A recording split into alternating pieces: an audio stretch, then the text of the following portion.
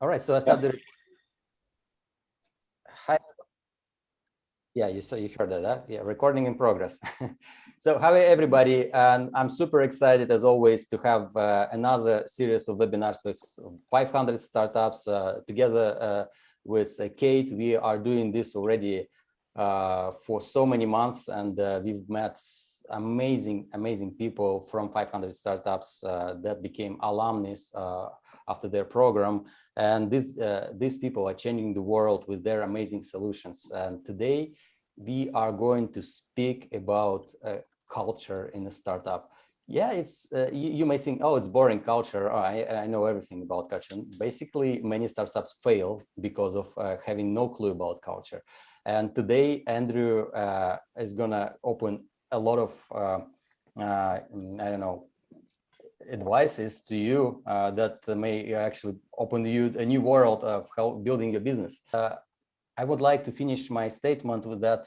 I'm really enjoying having this series of webinars with 500 startups alumnus, because these people are giving so much expertise. They failed many times and they are sharing honestly how they achieve their success, but it doesn't come like straightforward to everyone, and they are here for you. Today with me, Kate Silidets. She is always with me on this type of series of webinars, and she represents 500 startups investment team.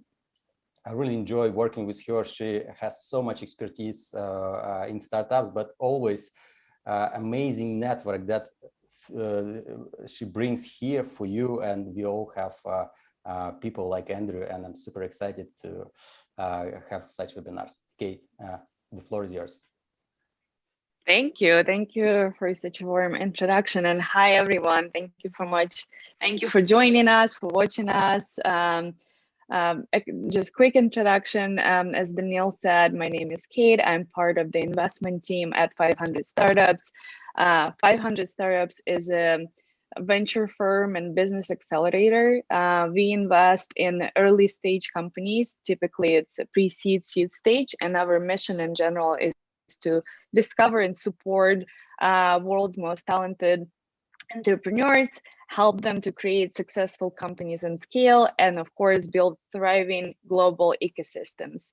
So we're on the market since 2010, and since then we invested in over 2,500 companies across 75 plus countries, and we of course continue doing so. So if you're interested in checking out more information about 500, about our accelerator, about our program, you can do so by going to our website 500.co.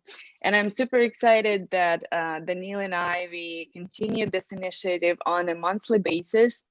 As he said, Go Global series with 500 alumni was designed to invite our entrepreneurs, our alumni who finished the program, who are part of the 500 community, to come here and share their experience, their knowledge, answer your questions. So you can also get in touch and get connected with those amazing people as we have Andrew today. And that being said, I'm happy to jump right into the introduction part and introduce our today's speaker, Andrew Beatty, who is the co-CEO of BeatUp. BeatUp is the platform that tracks and validates streaming play counts. In other words, BeatUp helps labels find up to 15% of missing royalties. And of course, I'll let Andrew to provide more details and information and introduce himself and BeatUp in a few seconds. But before that, just a few facts about today's speaker. So Andrew was actually part of 500 batch 25 program. I think he finished it over a year ago, probably almost 2 years ago now. And not only he is a great and super active and involved alumni of 500 who successfully continues scaling BeatUp, but also Andrew now invests in early stage companies as well. And overall, Andrew has such an impressive, diverse background. He has expertise in healthcare, B2B, SaaS, marketplaces, consumer verticals, and much more. And also, when I was preparing for the interview, I learned quite a few interesting facts about Andrew that I think is important to share, so the audience feels a little bit more connected and knows that not only he is a successful entrepreneur and business person, but his background is really, really diverse. For example, first fact for today is Andrew is super, super competitive in almost everything he does. For instance, as a kid, he was the top under 18-year-old dog shower handler for the American Kennel Club. So actually, his dogs won at many, many shows and competitions. And when Andrew turned 18, he became already the registered dog show judge, and he has judged dog shows around the world. Pretty amazing. He got into, another fact, he got into cryptocurrency by accident, actually, when Andrew's neighbor was writing his master's thesis on the group Anonymous back in early 2012. So apparently Andrew has a lot of expertise in crypto space. So if you have any questions or want to learn more, reach out to him. And last fact, Andrew's dream job is to own an independent movie theater with coffee shop, bar, and restaurant attached. I can't wait, Andrew, to come and visit this magical and cool place when it's launched. Waiting for the invitation. So with such a diverse and interesting experience that Andrew has, it was kind of a challenge to choose one topic to talk about, right? But we decided that culture in a box that we are going to cover today is actually a topic that applies for every company, no matter if you're earlier or later stage in your entrepreneurial journey, right? It makes a big, currently like correctly set up company culture makes a big impact on the company's overall success. And Andrew is amazing about it, and he prepared a lot of facts and tips and information to share with you today. So with that being said, oh, actually, last announcement before we jumped into questions. For the audience, feel free to ask your questions. You can type them in the chat. Either depends on where you watch it, YouTube or Facebook. Prep your questions, let us know, and type them in the chat. And then at the end, Andrew will choose one question that is kind of the most applicable and like caught his attention the most. And he prepared some bonus giveaway that he will give to one person who asked that question. So be active, be involved and engaged, and post your questions in the chat. All right, enough with the introduction and talking from me. I'll let Daniel to kick off with his first question. Yeah, with such an introduction, my God, it's, I mean, I like the part about the movie theater. It's really amazing and it's very inspiring. Very diverse expertise you have in the background. Well, with that being said, Andrew, please tell us and tell the audience about yourself, the Bid Up, what inspired you to start, of course, what is your goal and where your company Bid Up is now. Yeah, so my background started in film and TV. I actually was a literary agent. So some of the properties I had the fortune of working on were like Hugo, which is up for Best Picture, and Hunger Games, which a lot of people probably know. So I was one of the first people to read Hunger Games in manuscript form. So that was pretty interesting. And it was a really fun experience. And I took some of that knowledge and started thinking about, where do you invest money? I wanted to be an investor, so probably way earlier than I should have been. I started investing in startups back in 2006. And I did all the wrong things. I made all the wrong investments. But one of the ones I invested in was building Facebook games for EDU back when it was, you had to have an EDU address in order to be on Facebook. And you could only talk to people in your own university. So I invested in this company, and eventually they pivoted into being a services business, like a marketing agency. Grew that to over 100 people, And really that focused a lot on music. And I learned a lot about consumer advertising, online promotion, growth hacking. It's now called growth hacking. Back then we just called it internet marketing. But there was a lot of like things I learned along the way, which were applicable to technology. So, I moved into tech after that, and it's mostly on the marketing side as a CMO. And, that transitioned quickly into being the COO, because at the agency back then, it wasn't just purely marketing. Like there wasn't mobile apps that you could just turn on easily. So you had to like build your own mobile apps. You had to build your own websites. You had to build your own tech. And so, without knowing it, I guess I became indoctrinated into technology by just doing it. And then eventually that moved into pure tech platform plays. And so from there, I built a P2P like a peer-to-peer marketplace up. We had users from 100 countries and operations in 17 cities, raised venture money there. I built a SaaS healthcare company from 9 to 120 people in 18 months. Helped do a few turnarounds. So one that came out of bankruptcy protection, and sort of right-sizing that ship. And then I used to work for a lot of VCs and helping them with some of their struggling companies. So if they'd invested, one in particular I know of that they invested 9 million and the company was struggling. So kind of going in there and helping reorganize and set strategic direction to get them out the other side, and mostly for potential exits. A lot of those cases were, how do we get this company turned around so we could sell them? So there was a lot of interesting sort of dynamics related to that. So I learned a lot along the ways about what not to do, kind of being a fixer. I was the guy that would go in when stuff was broken. And I decided I actually really enjoy not going when it's broken. I like building it from the beginning. So with BeatZap, I decided to start my own company with my two friends, Morgan and Poria. And really, we had some unique insight there. We had a really large customer at the start that said, look, we have this problem.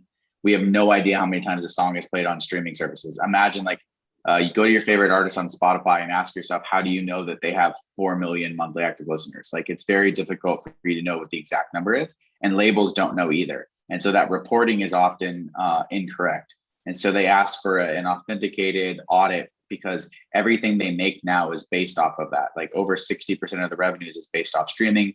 And so play count is the foundation. They get a percentage of revenue from subscription fees and advertising based on play count. So if the play count's wrong, you accidentally invoice for the wrong amount. And that number extrapolated across the industry actually turned out to be a multi-billion-dollar problem. So they asked, can you guys please build something? And they believed it needed to be us. I was the weird crypto friend, as Kate brought up. I've been the guy talking about Bitcoin, Ethereum, and all the other things along the way for years. And so as they decided that they thought a blockchain solution might be the thing that the technology that should be used, they felt like maybe I should do that. Morgan, my co-founder, had been a lobbyist and had extended copyright protection for most of the major labels. And Poria was well known in the engineering side. So I think they felt we were the right insider team to help build this thing, because music companies typically are not the most technologically advanced, but people that are in tech typically don't understand the music industry. So we were a unique hybrid where we built tech companies, but we came out of the industry and they know us well. So that's kind of how we fit in and started building the company. We raised a couple rounds. We've grown this company now to like a little over 20 people. We're in the middle of our next round right now. And I think we're well on our way to being a company that could do, $150 to $200 million annual revenue in the next 5 years. So that's kind of what we're up to. And I also invest in some companies. As I said, impressive. It is impressive. Yeah. Tell us a bit. Yeah, tell us about, also briefly tell us about what companies are you looking to invest in? Yeah, I like badass founders. Really, that's what I look for. I try, like, you can diligence your way out of a million deals. I think that I try to focus on really cool founders with a unique insight that I think I can back. And obviously at the early stages, like if it's pre-seed, seed, there's less to go on. So I'm looking more at the market stuff the founder has no control over, like how big is validating their TAM, SAM, SOM, how are they going to go to market? What's the strategy they have around that? And then, so, a lot of it is external, like how big is this problem? How big is this market? Does it fit into the profile? Like I'm looking for 100x returns. I'm betting on outliers. And then, so if the market size is there, then the question is this really the team to do it? So then it's just about that founder. And if I like that founder a lot, and if those two things are solved for, then it's typically a yes, and move forward. Got it. Amazing. Thank you so much for such an impressive introduction. Would love to, since we're talking today about the company's culture, would love to hear your thoughts and start with like, what does the company culture mean for you and your company specifically? Like how and when did you decide thinking about it, strategizing it, understanding that that's something that actually has to take place, and that's something that matters a lot, not only on your overall like team dynamic, but on a company's success in general. And I think you have some slides, so feel free to put them on the screen whenever it's a good time. Yeah, I mean, there's a lot of things you can do to build culture, which I think most of my slides talk about. So I'm happy to share that then. I think that the thing I know about, so early in my career, I hated culture. Like I felt like it was such a distraction from survival. My view as a founder is that I'm trying to survive. I don't even know if I have product market fit yet. I'm trying to get to product market fit. I'm not trying to get, lunches and catered dinners and, like that's my view of culture, that it's all the extra stuff. This was my old view of culture. It's the extra stuff that helps build sort of this like cachet, or like the fun parts of a successful company that get normally applied later. And I think what often happens in startups is they're offering like bus passes and off-site trips and parties, and none of that actually drives anything core to your business of surviving. So my view on culture was maybe contrarian in the first bit, where I was like, culture is irrelevant. What matters is winning, and everyone's trying to eat your lunch. So for the first part of my career, I probably did not do enough for culture. But what I noticed in a lot of the turnarounds and things that happened is that when you ignore culture, it actually comes back to bite you at scale. So in the early days, it's easy to have culture because you're always talking to everybody, but it's not really formalized. There's not a process for culture yet. And so you take it for granted because it's easy to look across the desk and tell somebody what you're thinking. And it's easy to like go grab drinks with your friend when the team's small. It's hard to do that at scale. And if you don't have a formalized system to foster culture, when you hit 60, 80, 100 people, everyone's going different directions because the culture of what they thought they were building and the values that they thought they had in the company and the way that they interact with colleagues is all different. And so what you end up with is a bunch of mini cultures inside of one culture, and not everyone swimming in the same direction. So I saw this fail multiple times when you cross 100 plus people, because everyone's going different ways and everyone engages people differently. And it sounds dumb, but it's actually the one thing that can kill your business. Like you start getting infighting at the top with the executives, teams don't like other teams. There's a lack of clarity on the direction the company's going. And even if it's coming from a CEO saying we're going this way, not everyone actually falls in line with that because they all have their own view of what should be happening. So, I don't know, when you guys are at the top, you'll hear this a lot, but I was talking about this the other day with a friend. Like when you're at the top, no one tells you what's wrong. They all smile at you and nod, but it's funny. I was like, one of the guys I was telling, he's a C-suite executive at a company with like, I think they have like 15 or 20,000 employees or something. And he was saying they did their company offsite with 600 of the company's top executives. And the CEO gave this like really,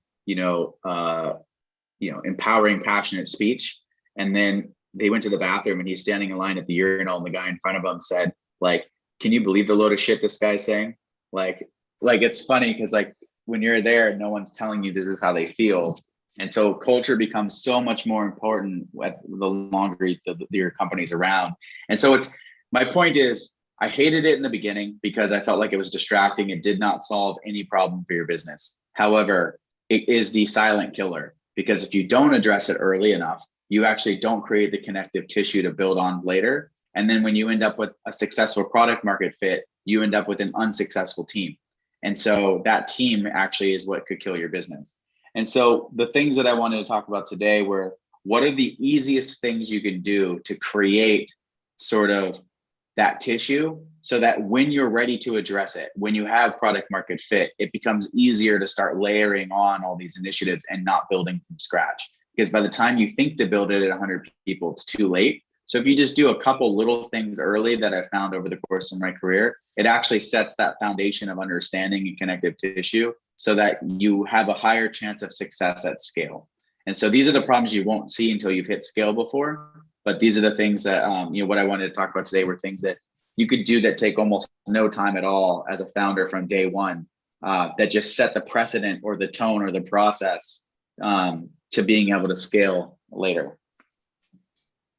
Yeah, thanks. It just reminds me the startups I worked with and worked at, same thing. In the beginning, the culture was like super motivated and happy. And all of a sudden, when it reached like almost 100 people, there started some small groups of people having some politics between them. And it's just so different when you saw this company in the beginning and then when it's at 100 people level. So when is the best time to start? You already partly answered this question, but when is the best time to start, at an early stage or when the company is bigger? The founder, of course, as you already mentioned, your own story, but especially at the first time, they can't afford having enough time, and probably they would prioritize this to growth of the company, to the strategy, traction, fundraising, and won't have time to focus on company culture. Would you suggest otherwise, or like, what's your thoughts? Partially, you already answered. Yeah, I think you start from day one. Like, I think I learned there's little things you can do. You don't have to do everything at once, but as an example, Cheers, which is something I'll go over here, quickly, is something you can do day one with as soon as you have 2 people. It won't be anonymous, but it starts the habit, right? The other thing that I'll bring up is we just started taking photos. So when we talk about the culture book, that is also day one. Like, I didn't know when we would make the book, but I knew that it was really important to have like a chronological, because it's really easy in a startup for you to just keep knocking down the next task and forget how far you've gotten. And the culture book kind of creates this memory or time capsule that allows everyone to reminisce on the things you achieved and creates this bonding moment with the team. And it's like forever cemented in this book. And so, especially with BeatDAP, I have pictures of our very first brainstorming meeting. Like, the very first time I ever wrote anything on a board with them, like, are we going to do this company? I thought we should just take pictures in case this becomes a company, because this is the starting moment. So I just constantly take photos and then figure out how to categorize them later. But the whole goal is like keeping these things so that we could build a book around, like, look how far we've come each year. We call them volumes at BeatDAP, obviously, because we're music related. So volume 1, volume 2. And so every year we have this actual hard printed book, which is like everything we did for that year. And then we all sign each other's books at the end, like a yearbook. And it includes anyone that participated, interns, everybody. And you just like write really great things about each other in the books, and it's an entire experience. But really, you couldn't do that if you didn't really keep pictures and stuff like that. So I think the important part is just like capturing that, but that doesn't take time. It's just a habit. Like, every time you see something cool that you're doing, take a photo and figure that out later. Like, we go through it and deal with it later. You might not even have a design person on staff to do the book, but you might down the road, right? So just taking those photos so you have the optionality later. Maybe I can just get into some of the tips if that's helpful. Yeah, absolutely. And I was going to say, I still have your book. Yeah, that's really cool. Yeah, feel free to let's jump right into examples, like any specific examples, tips that you use in your company that you would like to share with this audience. I think the important thing is you want to spend, as a startup founder, the least amount of time creating culture as possible until you have product market fit later. So the entire goal here is, how do you create a system and not busy work? I don't want to have to keep organizing. If you think about how to organize an event, like, everyone thinks of events as, culture often. And the problem is they take a lot of effort to organize, coordinate, whatever. So what are the little things you can do that are just part of your everyday routine that actually build that underlying connective tissue and friendship and bonds with your team. So these are the kind of tips that I talk about. So the first thing we do is cheers. So I have examples to the left over here where you can actually see some of the cheers that we write each other. Pre-COVID, we actually used to do this on paper. So we had like a really ridiculous looking box that we all decorated together that looked crazy. And everybody would get 3 slips of paper and they would put their cheers. So they would put things like, whatever, cheers to Kevin for finally switching to a MacBook. Or I think one time we cheers the homeless person who took a poop out front on our front door. Like just random cheers that we just want to give like for fun. And so it's like a really great words of affirmation type thing, but it's completely anonymous. Like we don't know who wrote these. So when we moved into COVID era, we started thinking about how do we digitize this? So we created a Slack bot that reminded them to please submit their cheers. That went out on Friday at 3. It would go to a form that says, please put your cheers here. And then what we did was I quickly, Poria quickly wrote a script that then would automatically randomize the cheers to the team and email it to you. So every Friday at 5, we get this email these are the cheers you're going to read one by one. And we all meet at 5 o'clock and we spend about 20 minutes and everyone has a beer and they drink, take a cheers and a drink for everyone that we read. And we all just read these cheers out loud. And it's a really cool, clever way to create sort of a positive affirmation and bonding with your team. It happens every Friday at 5 o'clock, and it takes 2 seconds to write, or 30 seconds to write 3 cheers for people on your team. And it's completely anonymous. I have no idea who's writing them, but it feels really good to be recognized for work, for your hard effort. There's a lot of like backhanded funny compliments. So there's just a lot of like social dynamics to this that create bonding, but it doesn't create any extra work for you as a founder. Like we set the Slack bot up, the 1 question form and this thing in less than 20 minutes. And it just like everyone does it every week now. And so the first time that someone comes to our team, they probably think it's weird. Every time we add a new hire, like, what is this cheers thing? And you could see they're awkward for the first week or 2. But by week 3, they think we're the best company in the world. They absolutely love cheers. It creates a sort of a culture of positive affirmation and reinforcing, and positive reinforcement. And so there's a lot of studies that show positive reinforcement leading to more productive people. And that also works for teams, right? So it's actually quite impressive how people are a bit awkward at first receiving and giving cheers in the first week or 2 when they first come onto the team. But by week 3, it's like one of those things that is just so critical. And I've seen it at every company I've been in. It's been such an impactful way to build relationships within the team. And it takes no time at all to set up. And you don't have to think about it. Once it's going, it's just going. So as a founder, I'm not wasting any time building that.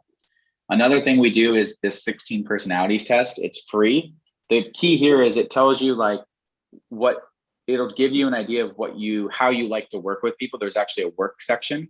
And so what we do is every time when you first start, even when it's like 2 people on your team or 3 people on your team, it's always good to know what kind of personality they are. And all we do is we don't want you to go over your entire thing. We say, hey, what are the 3 things you disagreed with the most and the 3 things you agreed with? And so what they do is you share with look, it says that I don't like working in teams, but I actually love working in teams. But it says that I like you to yell at me, but I actually don't like when people yell at me. I like when this happens. So what happens by sharing this, we did it in one session where everyone shared their own, is that again took 10 minutes to do the test, maybe an hour total for the entire team to share, how they prefer. But it's interesting because you're like, oh, I know when I talk to Rich that I can't yell at Rich. Rich doesn't respond to me being very direct. With Rich, I need to be more of a coach or a mentor, or I need to be soft spoken. Whereas with Angela, she is very direct. So with her, she actually responds best when you're you did this wrong and you need to fix this way. And so understanding how people want to be communicated with is kind of the key with the team. And this takes, again, 10 minutes. And then once you have the base set where everyone shared the first time, so if you did it with 4 people or 10 people or 8 people or 3 people, it doesn't matter.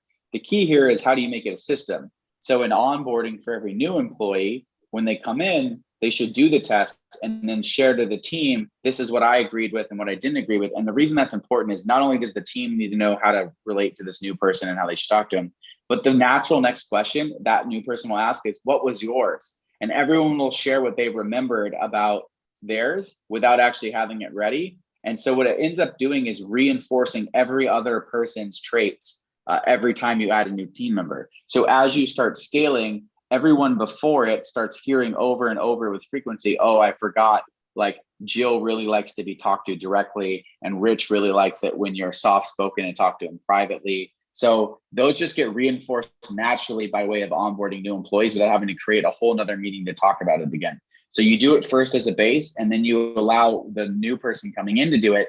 And the natural conversation that you do not have to facilitate is the second order. So what did you get? And then they all share with each other, but you didn't have to facilitate that as a founder. You only needed to set up the process of, we do it one time and every new person coming in does this, and it takes 10 minutes. And so this creates a way for the entire team to know how to talk to each other.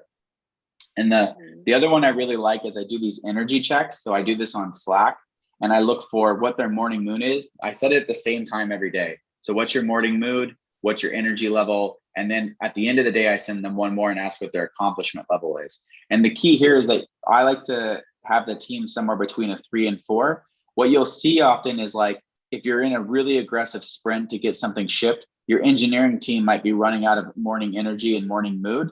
And the next, like if this starts dropping below a 3 and you start seeing it trail towards a 2 or a 1, you don't want to pile on another aggressive deadline. So what you might do as the leader is say, hey, look, for the next 2 to 4 weeks, we're actually going to take some technical debt that isn't that difficult and prioritize it to bring the team back up to an energy and a mood level that we can then do the next sprint on. So you're trying to address burnout early, but this takes, again, no time. Like, you set up the Slack bot, everyone logs in every day and does it, and you kind of track the team. And if you start seeing yourself trend way too up, you can push the team way faster. So we need to go faster. We can deliver deliverables in a quicker, or maybe we need more product. We can push the product faster, or whatever it is. But the thing is, your team has a lot more energy to expend. So the key for me is keeping this between a 3 and a 4, and managing the team to that 3 and 4.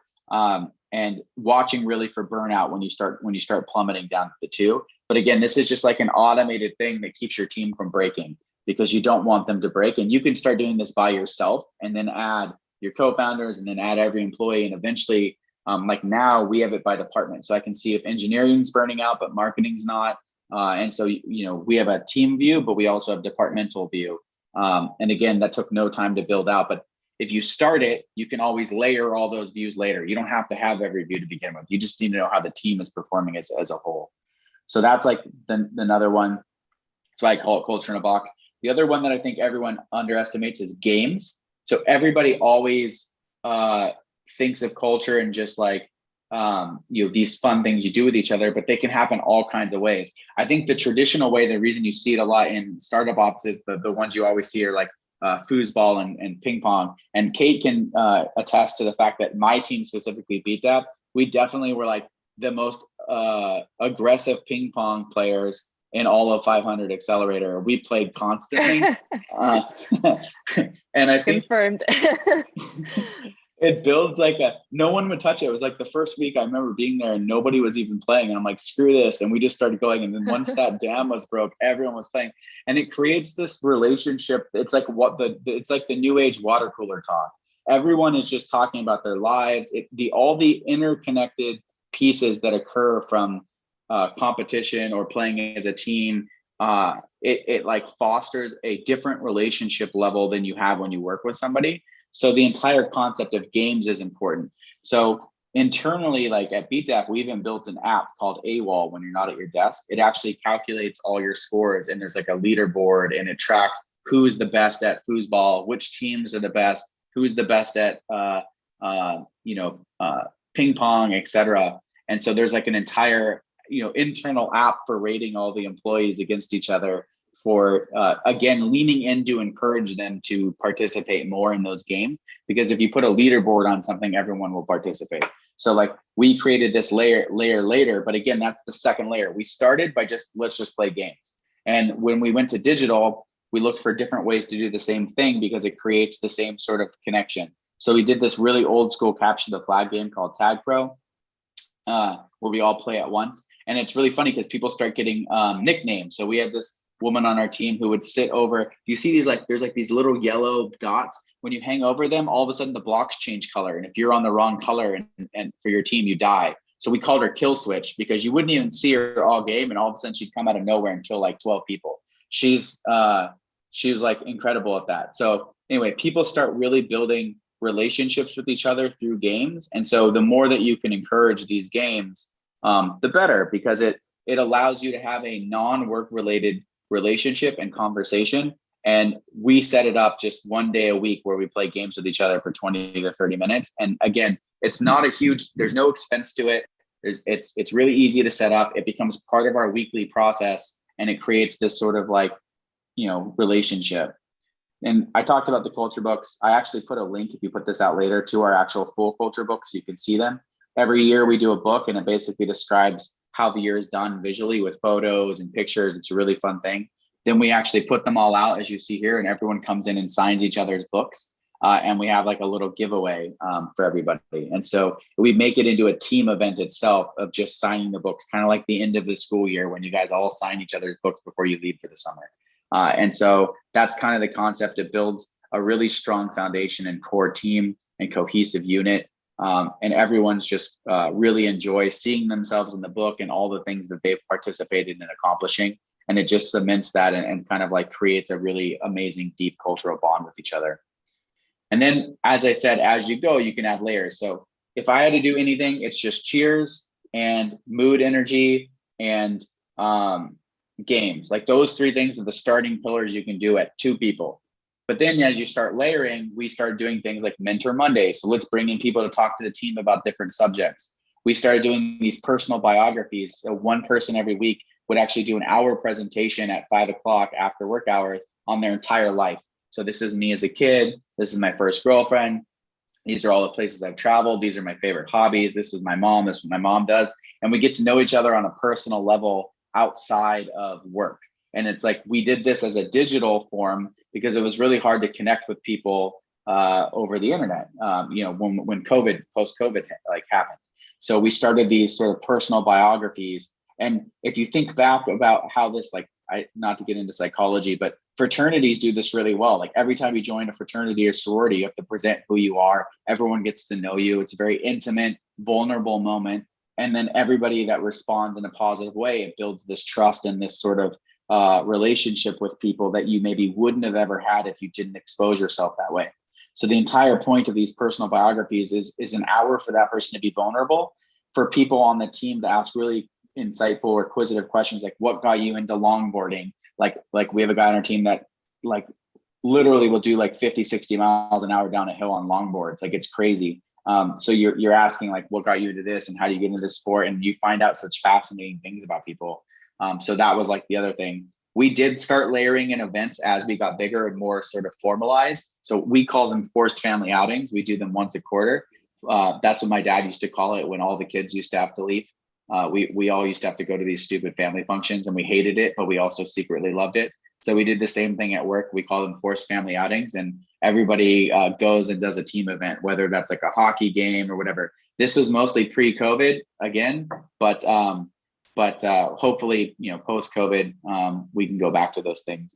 And then we started something recently. Morgan brought up this idea of doing a random pitch deck because a lot of engineers don't feel comfortable being the center of attention or people on the team.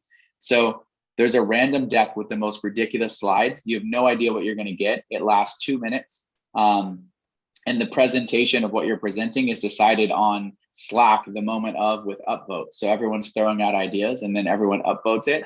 So, and you have no idea what your slides will be, but you have 2 minutes to present a topic. So we've had some crazy ones like ice skating is a water sport. We had another one that was like on the Pope Mobile.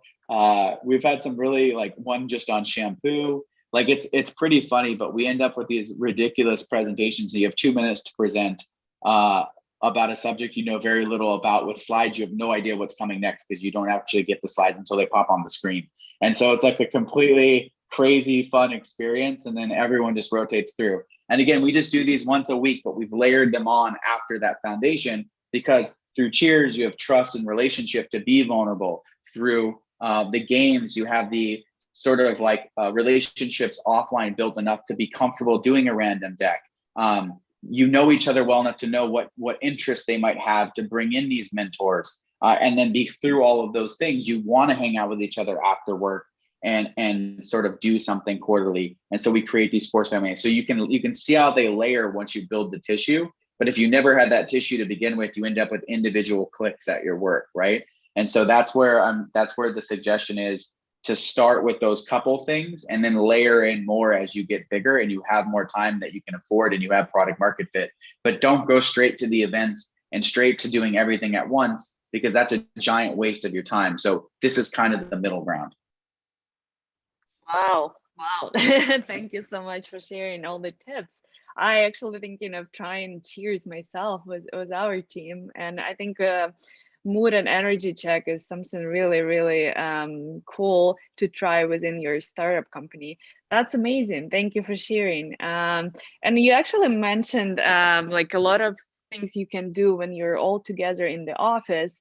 Any specific, like, was it challenging when COVID happened and, you know, we all went remote?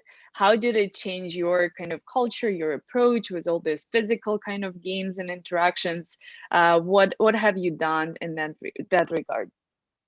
I think because the games was an intentional part of our strategy to building relationships. When COVID was happening and we knew, okay, this is likely we're going to get shut down, we actually did a brainstorming meeting like 2 weeks before and said, what are the things we can do to preserve culture moving forward? How do we deal with Cheers? Cheers has been part of our company for 2 years. How are we going to keep doing that? So then we're like, okay, well, how do you make this digital? Well, you create a Slack bot so it's easy for people so they don't forget. You make the form really simple, and then you build a quick JavaScript thing that automatically like sends out the, you know, from the sheets itself on Google, emails out everybody their Cheers. So like, can we do that in 20 minutes? Yes. Okay, sweet. So check for Cheers. Then it's like games. How do we adjust games? Like we've been playing foosball and ping pong with each other. How do we build this gaming idea outside?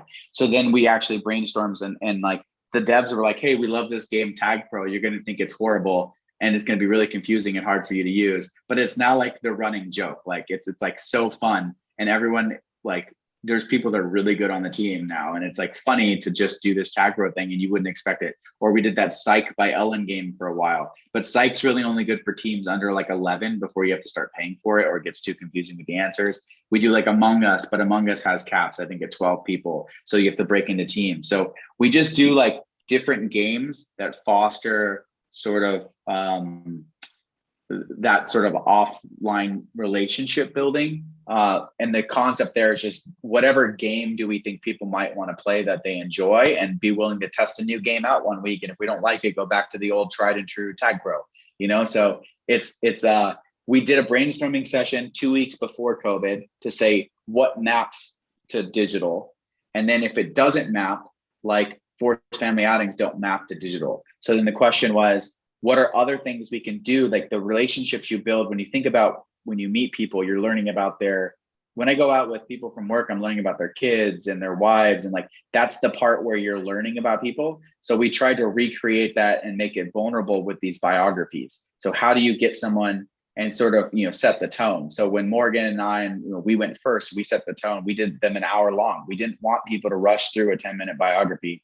Wanted to really know everything about yourself. So it started at the top with us being vulnerable about what we've done, and sort of letting people ask us questions.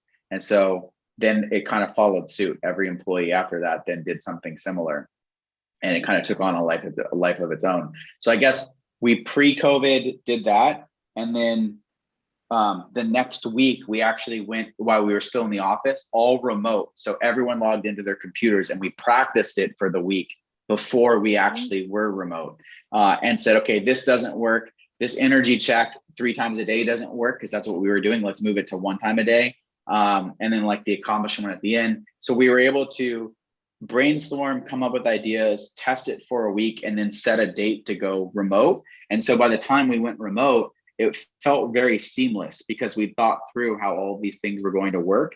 But again, with the minimal amount of the idea being, what is the MVP? What is the minimal viable, you know, maybe MVC, minimum viable culture that you need to survive? You know what I mean? And what you can't afford to have happen is your culture to fall apart when you're in COVID for a year. And then it's just then what happens when you scale? Like if you're already fighting enough things as a founder to succeed. Like it's so hard to win. And the last thing you want to do is win with a product in a market and then die because your team wasn't the right team to do it. And so if you just do these little things that literally take like an hour to set up and you never have to think about them again because they just become part of your weekly habit, you will end up with a culture in the right direction to build from. And so that's really what I try to push founders is like, you do cheers, you do games, you do mood check, you will be 80% of the way there to adding in all the other things and making them more effective. Yeah, it's amazing what you're saying. I mean, absolutely agree with you, because what I felt like is that during COVID time, we were overloaded with Zooms. Like everybody was happy, oh, I can work from home, I can save time on travel. And all of a sudden you work, instead of 8 hours in the office, you work 10, 12 hours, because I mean, you can do a lot of tasks and it's just becoming something like normal. And lots of people started complaining, being tired of being on Zooms and something like that.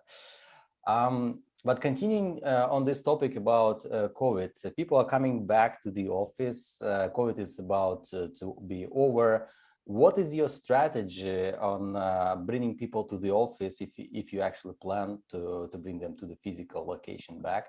And what's your advice when when it would be good to do, and how to make this transition process easier? Yeah, so I think like anything, there's probably a endurance related like effort. Like there's actually an energy that takes to get to the office, be in the office, leave the office. I find it myself. So I go to the office every day now, pretty much. But the first couple of weeks is actually quite hard. It's really hard to flip the switch and go from being home to the office, because you have meetings at like 8, 8:30, 9. And you're like, okay, what break am I going to go to the office? Now I need to go at 7. It just gets, it's hard to just flip the switch. So our strategy is going to be more about building endurance, kind of like you don't run a marathon right off the bat. So our goal is going to be to ask people to start coming back 1 day a week, then shift to 2 days a week, then shift to 3 days a week, and build the endurance up of like actually coming to the office and what that sort of like motion is like. Whether or not we go full back in office is still, we'll see. I think it'll be more of a team decision. We've been highly productive outside of the office, so I don't necessarily think that going there for productivity is the reason. If we go back, it's mostly for culture. Like I want people to be around each other. There is a sort of energy, an infectious energy that happens when everyone's together. Even just watching the devs go to Costco for hot dogs, like it's just really funny just to watch, like the just, you know, the camaraderie or the sort of thinking through architecture and designs, or the, you know, the teams playing actual foosball against each other again. There's just a lot of things that are occurring in the office that you can't really replicate, that build a much stronger sort of communicative team. But I don't know if that's needed 5 days a week. So I think what we will likely do is start phasing 1 to 2 to 3 days, and then find a middle ground where people can still work partially remote. And that's most likely where I think we'll end up settling. Because the office has always been a team building effort for us more than it's been a productivity effort. And so that's kind of how we viewed it. I like that approach, because I know some companies decide to just do it full time. Like my husband, for example, he's going back like in September right away, full time, no kind of transition period, because it is now people are used to be at home and work from home, as you said. Like the schedule is more flexible, they can start meetings earlier and their day later, etc. But now, like all of a sudden, you have to switch our behavior. That becomes complicated. So I like your advice of doing it slowly, step by step, increasing the number of days on a weekly basis. Curious to see how it works. And just like a few more questions from us before I see a lot of questions in the chat and YouTube specifically. So thank you guys for being active. We will we will turn into your questions very quickly. But kind of to show the importance of everything you just talked about, the company's culture, etc. Wondering if you have any examples. No need to provide any specific company names, but given your diverse experience and working and building many companies, can you provide like a few examples, if you have, about the companies that didn't necessarily have the company culture and didn't put enough effort to have something like this, those, you know, values and kind of traditions? Do you know any companies that probably failed just because of the lack of company culture? And what are Yeah, those so examples? I was in a company that grew to a couple hundred employees. You know, there was a company with 400 employees, let's say, that I was part of, that never really they put an emphasis on vision, values, but they never actually like did anything to connect everybody. So it just kind of felt like something that was on the wall that wasn't actually real, like internalized by all the people inside. And there wasn't enough connective tissue between all the different people. So they all were like very cliquey. Like, so certain people on sales teams would hang out, but they wouldn't hang out with the marketing people. It was just very individual. And from a performance standpoint, it seemed like all was working out on the top end. The problem was when they were scaling, every team had a different priority list. No one was going in the same direction. Everyone felt like the company should go the way they think, which led to infighting between executives. So the team was running very much in silos as opposed to a cohesive unit. And that was largely because they were hiring just people that fit the bill from a technical standpoint, but maybe weren't connected to each other. And because they weren't connected to each other, they cared less about compromising and or making the other people on the team successful. And they cared mostly about themselves. It became a very selfish culture and a very political culture. And so I think the issue became is like, once culture was recognized as an issue, how do you change a 400 person org short of firing everybody and restarting? Because often in change management, if they'll teach you a lot of this in business school too, it's like the 60% of people won't really have a say. They're gonna abstain. Then you have 20% of people who are violently in disagreement with you that want it their way or not. And then you actually have like another 20% that agree with you. The problem is that the people who violently disagree with you often don't tell you. They're the people that are smiling, they're giving you high fives, they're pretending that everything's good, but behind your back, they're telling all the other people, hey, I don't agree with this, I don't buy into this, we should all revolt, we should push against this, let's not do this deliverable so they fail. It ends up being quite counterproductive because there isn't a relationship by which they feel obligated or you know, like you don't let your friends down, really, is what it comes down to. Like you do everything you can to not hurt your friend. But if you don't have that relationship or that sort of respect built with somebody, you don't actually care if that person fails or not. It's their problem. And so without this connective tissue at scale, you end up with a lot of infighting, company politics, and then the company kind of ends up getting, in this case, the company got stuck. Like they couldn't move any direction because they couldn't get cohesion on the entire company to move that direction. So like sales wanted to go this way, but engineering wouldn't build it. You know, marketing wanted to market this new product, but sales wouldn't deliver it, and manufacturing refused to put it into their priority for product manufacturing. So you end up with like just different alignment and priorities, which could have easily been solved had everyone at the beginning had this connective. Wouldn't have been easy, but you can solve it because you're like, look, I'm not going to screw Kate over. If Kate really wants to do this and she's a friend of mine and I've had this relationship with her for years, I'm going to go ahead and like prioritize it because it's important to Kate and Kate's important to me. Like that's the kind of things that occur when you have that connective tissue. It's not like, look at Kate trying to prioritize this so she looks good in her job. Let's bury this and pretend like we didn't get the request. Like that is what ends up happening at scale. And it's very cancerous and it spreads very quickly. And it's hard to root that out because you can't always see who the people are. And so it's often the case in some of these turnarounds where you end up basically cutting the team back like 90+%, more not because of costs, but because you need to rebuild from the ground up with one new direction that everyone buys into. And that's like the hardest thing to do. And so I've seen it fail a lot at scale, but it's almost always another time with another company that had like 150 people. And they didn't even think about culture until they were over 100. And then not everyone agreed with the company that, you know, if you're setting vision, values, and mission at 100 people, you might have a problem because not everyone on your team is going to agree with that. And then how do you get rid of the people that don't without like it being a ripple effect? So it's interesting, but it does impact you at scale, which is where you won't see it until you're there. And that's the problem. But I hate, as a founder, I hate having to do the culture stuff. Like I'm the person, it's funny because I talk about culture, but I hate culture. Like culture is a necessity to win, because if you don't have it, you will not win at scale. But like overloading culture can be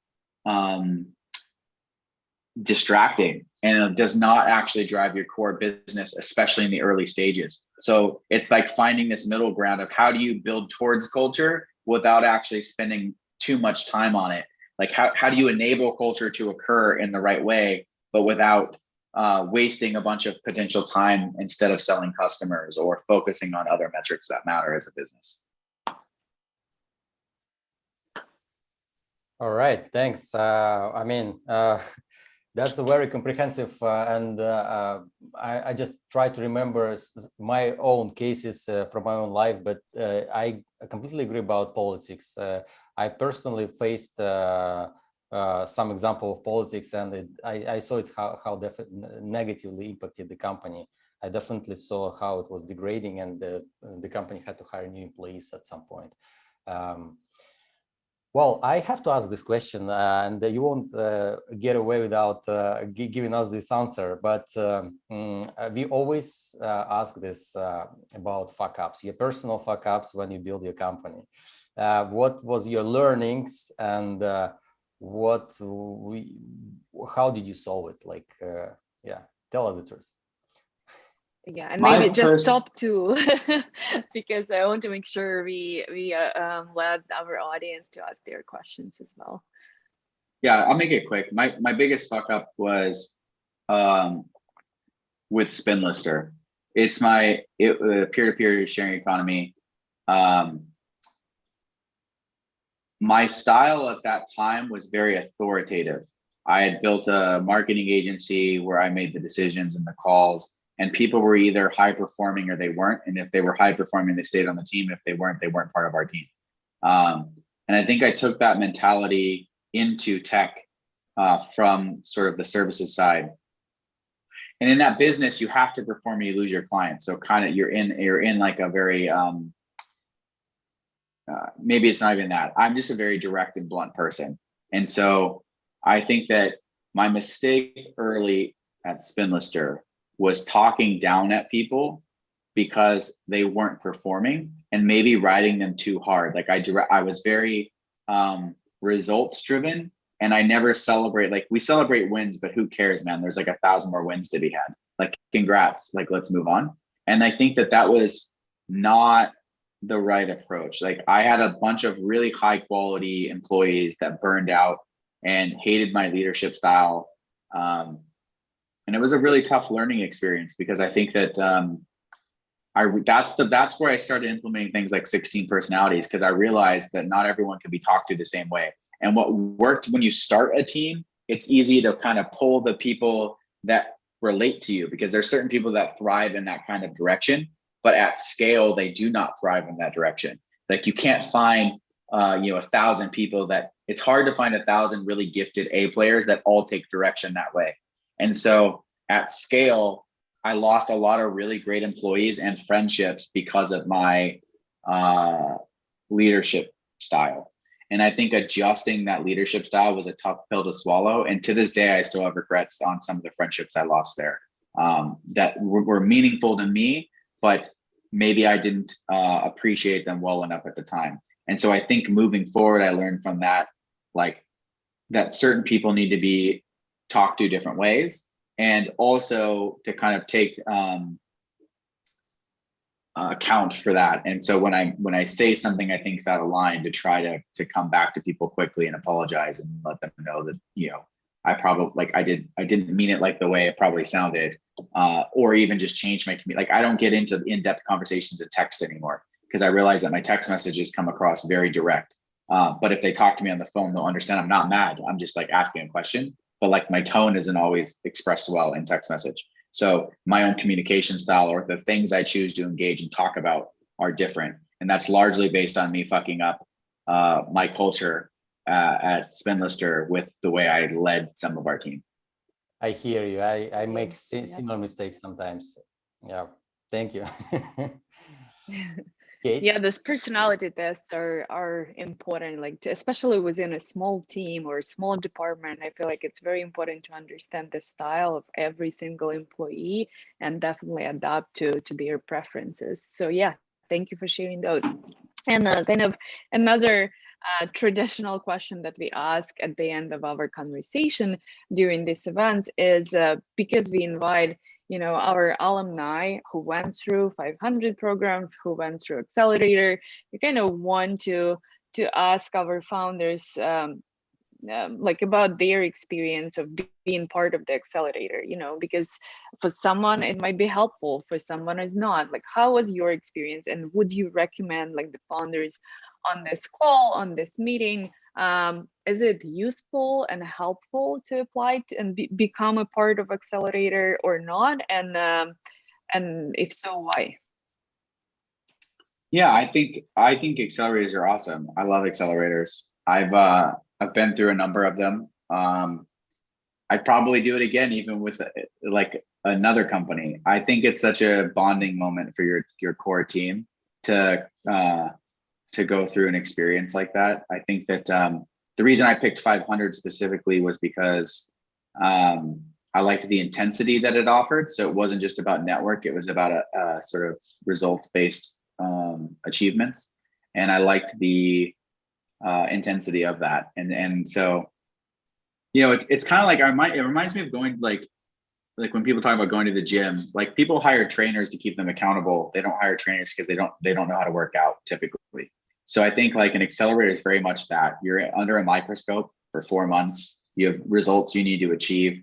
The team bonds by being in the trenches together because you're all trying to achieve those results. And you're typically a very small team at that time, 1 to 4 people, and sometimes more, but that's typically it. And I think that experience itself sets such a foundational DNA for the company that I think part of the reason that you see a lot of accelerated companies win is because they've gone through that crucible.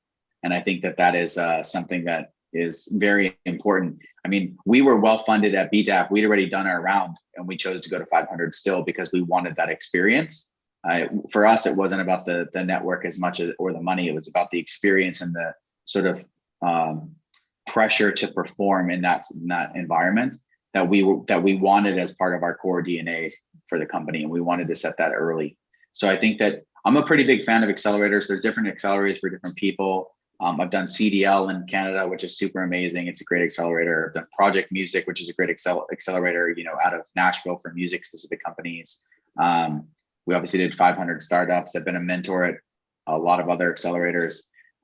So I'm a big accelerator fan because I think it helps you move quickly, and you have a lot of really smart people typically around you helping guide the company that you wouldn't normally have and outside of that. So I think everyone should try to do one. I think it's a really great experience.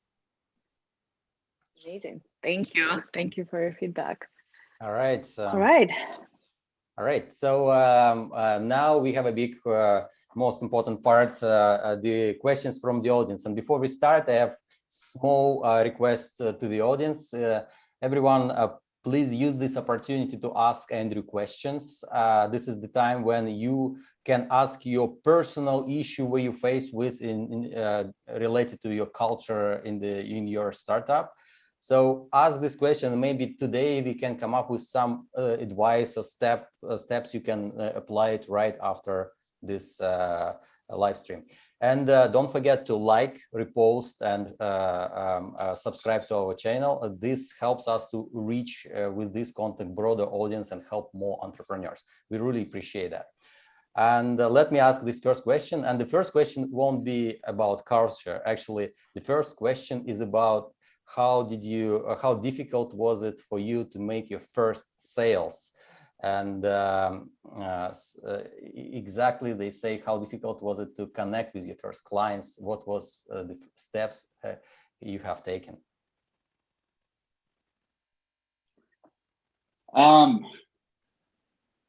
I think your first sales are always difficult. It's a really tough time. You're not really sure if your business model is going to work. You need to give concessions to certain people, so you don't know if it'll scale. In our case with BTAP, we started with the customer who wanted us to build this at the very beginning. So we already had a customer in mind. So it's a bit unfair to say that our experience was normal, because our track record and our relationships are what led them to asking us to build this technology.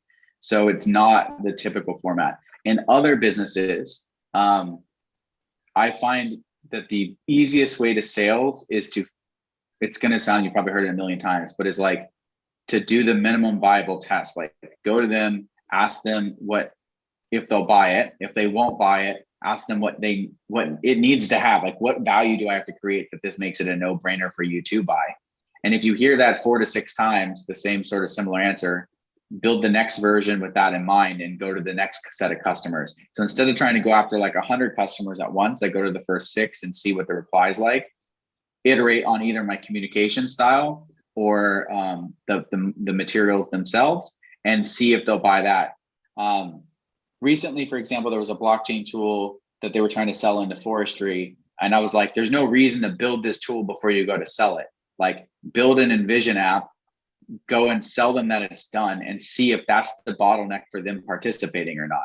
So they do it, they go and, model it out, they go and build the presentation, they go to pitch it. And it turns out that there's like some other regulatory issue that the potential customers are worried about. Imagine if they'd gone and built all that technology for a year, fundraised, done all that stuff, and not really validated that there's a customer there. I think you can get a lot done with Envision apps and sort of decks to see how far you need to go and what's the minimum things that they care about. You might pitch them 6 features and realize it's really 1 feature they care about buying. That's the only feature you need to actually build. So I think part of the sales process is really about discovery and learning at the beginning, because you have no idea what's actually going to be most important to them and what is going to be consistent across the base. Because one customer could tell you the 8 things they're willing to pay for, and the next 9 could give you a completely different answer. And if those next 9 were consistent, you should have done that one first. And so I think doing discovery in batches of 4 to 6 is important, and not building stuff before you have customer validation that they'll pay for it, at least verbal validation. And then building the least, the easiest piece to solve that, to create the most value, and seeing if they actually pay for it. And I think that's the kind of part that's hard to do, is to, because it's easy to just say, oh, there's 1,000 features I want to build, I can see how it goes, but you're not actually the customer, right? So it's difficult. Yeah, and okay. yeah, I was in building my sales. I was actually pushing relationship first. Like building the connection with the customer and learning from them. This is how I actually managed to get to $1 million contracts. But it doesn't come right away, and so relationship matter in B2B, especially sales. I agree. Yep. All right, let's move on. And the next person, SV, I don't know the full name, but SV asked 3 questions. 2 of them you already answered. I'll read this one. What are the most topical personalities, and how do you deal with them? I think it's like typical personalities in terms of you were addressing some dealing with different types of people and different personalities. And so your recommendations, like what are those personalities, I guess, and how do you deal with them? So you partially, different companies are different depending on the type of company you have. If you're in a healthcare space, you probably have a lot more diplomat. Like if you do the personality test, you'll have more diplomats or people that are empathetic. And so you have these people that are like fighting for others and or trying to be reasonable, more willing to negotiate.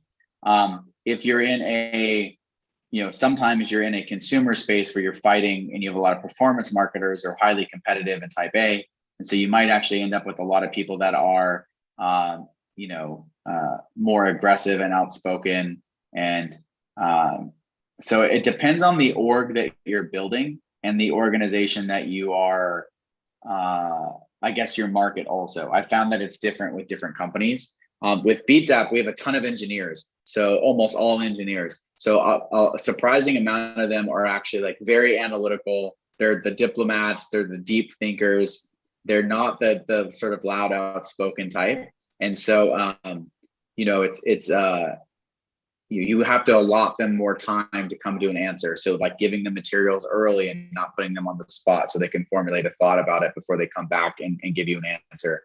There's just a different way that you work with them. So, but typically I will say that you will cluster. I would think like 40 to 50% of your work will probably be, employees will probably be one type or in the same family of type, you know, based on the personality quiz. Depending on the sort of org you're building or the sector you're in, you know, whether you're sales heavy or customer support heavy or engineering heavy, I think that it often changes. All right. All right. Yeah. Okay. Next question. Mobile apps monetization. Not sure what exactly the name is, but I'll call it by YouTube profile, mobile apps monetization. Ask 3 questions. And I think I'll start. Yeah, actually, a good one. I want to read this one. So he's asking, what's co-CEO and how you lead your company if you have 2 CEOs on a team? Good question.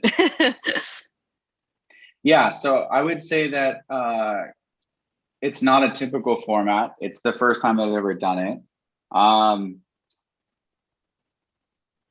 Effectively, we both speak for the company. We both, you know, have an equal say. We obviously have a lot of offline and communication. I think the trust there is that we've known each other for over 10 years. We went to grad school together. We were on a case study team that was sponsored by the school that traveled around and competed with other business schools. We've worked on numerous projects together. We understand each other and we have very complementary skill sets. So I think just that relationship and inherent knowledge of each other's gaps and strengths and weaknesses puts us in a position to work very cohesively together. If I was starting a company with someone I didn't know as well, I probably would not be open to this type of structure. I think in this case, it works extremely well for us. And it's great. Like my wife's having a baby here shortly and I'm not even going to log in to think about it. Like I know that I can take the time off and not have to think about what will happen with this company. Like I'm not concerned because I'm fully trusting and I know exactly how capable Morgan is and I know that he will have it handled. So there's no like worry. Like in other companies, when I've left for 3 weeks, I'm like, man, did I build the company in a way where it'll fall apart if I'm gone? And I think that in this case, it's actually very nice to shoulder that responsibility with somebody that you trust so much and somebody that you're so aligned with and that you've been aligned with for years and understands how you work. And so I think that that is very much, this business is an extension of the other work we've done together. So it just wasn't that difficult for us to do. And so again, co-CEO can be difficult, but the reality is if he makes a decision, I back him. If I make a decision, he backs me. We have each other's best interests at heart. And we often talk, we're not like if there's a decision you can't revert, like if it's an unrevertible decision, like you go this direction, the company's going that way, we obviously talk about it before we commit to anything individually. So I think we just delegate and keep moving. And I think we've been able to go way faster. In 2019, I traveled 10 months of the year into different markets, like getting partners, meeting with customers. We just crisscross. He'd be in Europe while I was in India. He'd be in Canada while I was in the US. I'd fly to LATAM. Like we could cover more ground collectively than we could individually.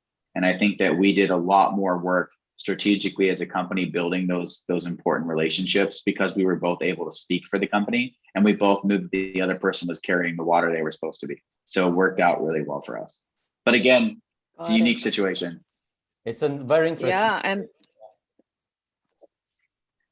Yeah, Go ahead. Go. I was just going to say congrats, big news. I didn't know. yeah, it's amazing. But I have just one question came to my mind in terms of motivation. I see that you are friends, but you probably have everything equal, like for example, equal amount of shares, equal amount of responsibilities, votes, everything is equal, or it's like there is some difference as well? Nope, fully equal. Well, that's amazing. Interesting. Wow, great. We decided that on day one. Like we made the decision day one, and that was the direction we were going.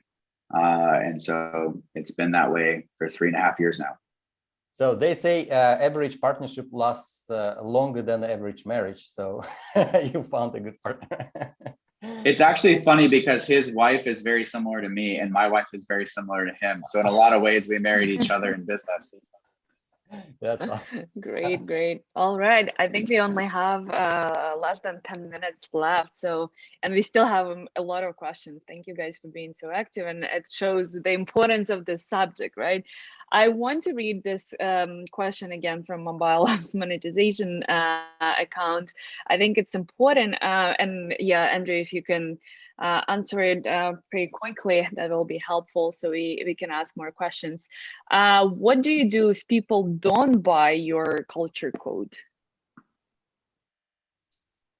Yeah, I mean, if they're not a fit, they're not a fit. Like but so far we haven't had that necessarily. I think we try to be as clear as we can about what they're getting into. And it's pretty obvious. I mean, they get indoctrinated into the code, like into our culture really quickly. Like they see the biographies, they see the sort of, we give them three, like, yeah, if they're not a fit, you let them go. Like that's just the reality of it.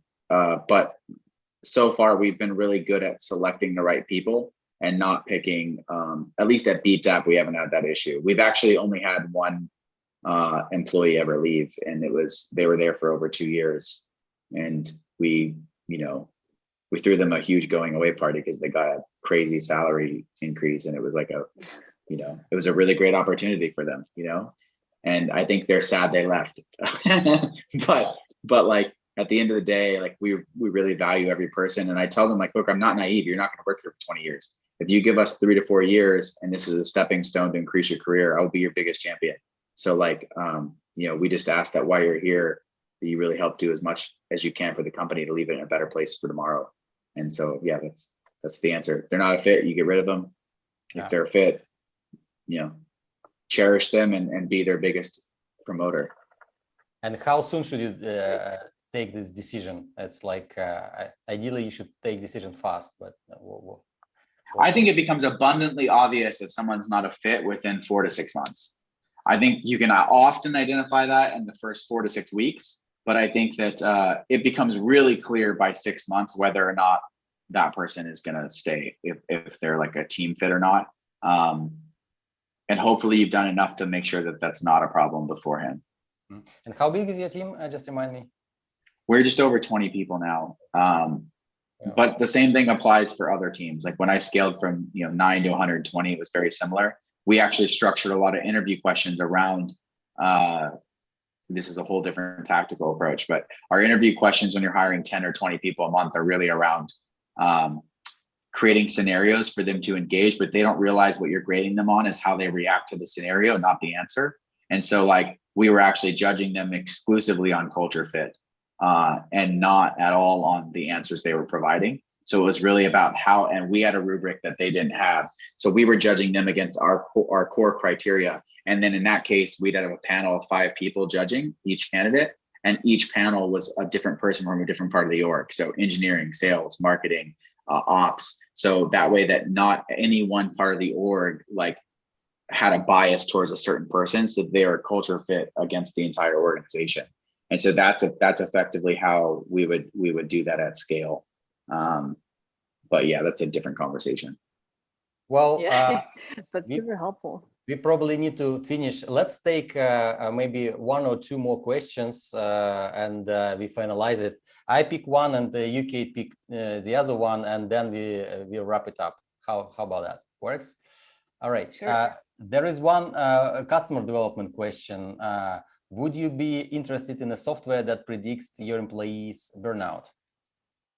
I wouldn't, because I think that you don't need to overkill it. Like I think maybe at scale, yes. Like if I was at 200 plus people, yes, because it's difficult to do that.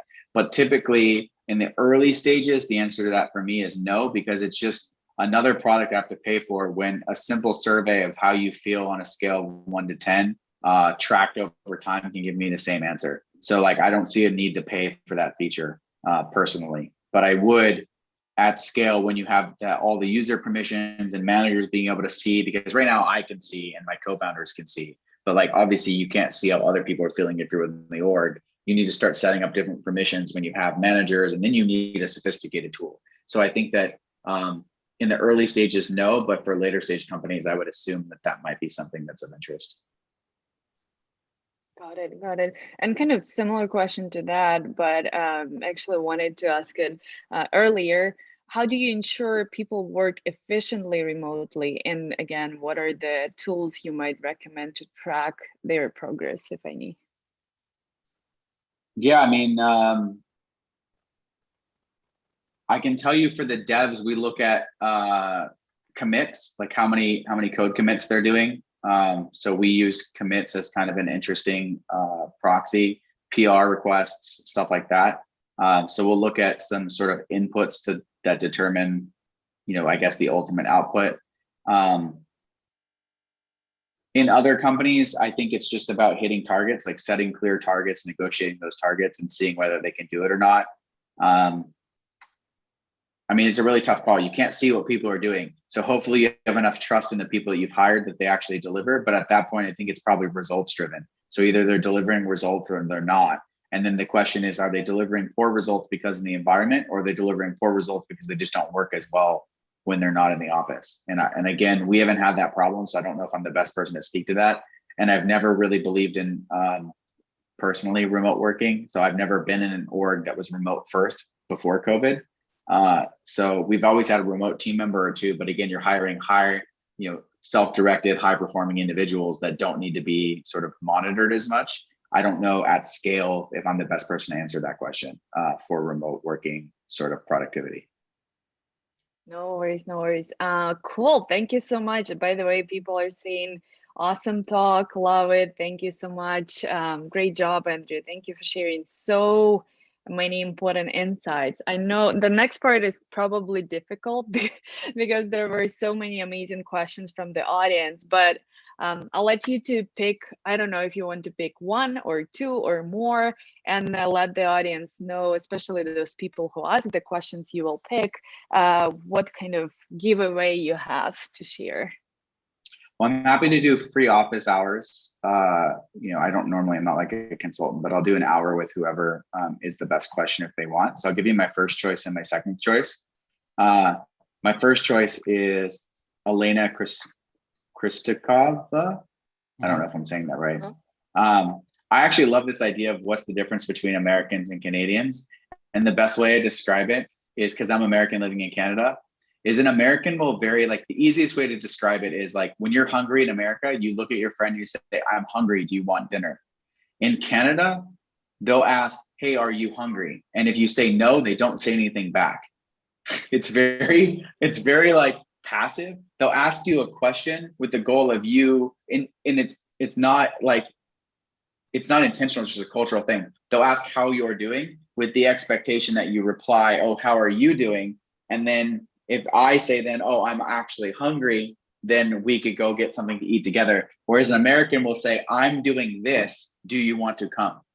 Like it's a very it's a very unique situation where in Canada you have to almost ask them a question to engage them to ask you the same question back to arrive at a potential solution, as opposed to just making a direction. And it's a very cultural thing. Like people here are just more passive and more cognizant of they're just more they want you. I don't know. They're not going to be selfish and say I'm going to go get this food. Do you want to come here to get this food? They're going to ask, are you hungry? And if you say, yeah, I'm hungry. Are you hungry? Yeah, I'm hungry. Oh, what type of food would you like? I don't know. What type of food would you like? Just a overly friendly kind of way. So that's the biggest difference, is understanding what they're trying to get at. Canadians aren't always as upfront about what they want. They call it the Canadian no. Like when you're in sales, they'll be like, oh, that's a really cool technology. You should like maybe check back with me in a month or so. That's actually just like a no. Like they just don't know. They don't want to be, they just don't want to say no. And so it's it's like a nice way of like blowing you off. That's just like how they do it. Now I get it why my sales didn't scale as fast as in the US. Yeah, US person would be like, this is garbage. I don't want it. Yeah. Like, no. Yeah. Okay, so Yelena Chistikova is the first person you'll meet with for an hour-long office hour, and who is the second one? I don't know who this is, but whoever the mobile apps monetization was asked a lot of great questions. So that's the second person. Okay, guys, just email us back with those who were picked. Email us back, then we will connect you with Andrew. I had fun. I think my last bit of advice is just do something. Like, don't make my mistake. It's easy to have the idea and then say, oh, I'll get to it. Like literally spend 20 minutes and just go build the Google form or the Slack thing, or pick one of the 3 things I talked about and just start. Once it's a habit, you'll realize how easy it is. And so just actually build it, build mechanisms. Like don't build busy work. So, like do the one thing, make it a regular part of your week, and it'll feel like it wasn't hard, but you'll be really grateful you did it later. So just do something. Thank you so much, everyone. Thank you, Kate. Thank you, Andrew. But guys, don't forget to subscribe, share, like, and join us next events soon next month. Thank you and have a great day. Goodbye.